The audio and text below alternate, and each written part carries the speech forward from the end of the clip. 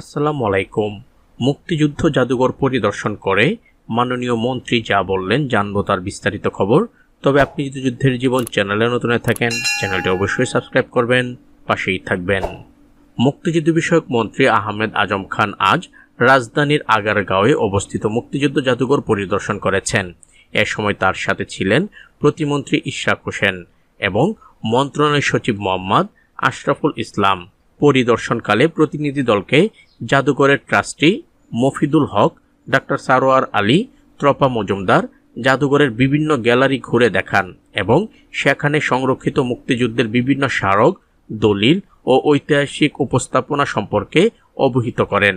জাদুঘর পরিদর্শন শেষে মুক্তিযুদ্ধ বিষয়ক মন্ত্রী আহমেদ আজম খান বলেন, মুক্তিযুদ্ধ জাদুঘরের বর্তমান উপস্থাপনা ও সংরক্ষণ জাতির গৌরবময় ইতিহাস তুলে ধরতে গুরুত্বপূর্ণ ভূমিকা রাখতে পারে।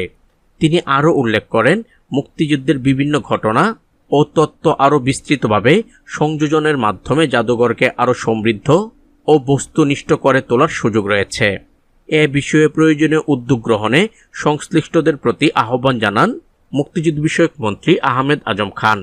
তো আজ এ পর্যন্তই, দেখা হবে অন্য এক নতুন ভিডিওতে। ততক্ষণ পর্যন্ত সবাই ভালো থাকবেন, সুস্থ থাকবেন। আল্লাহ হাফেজ।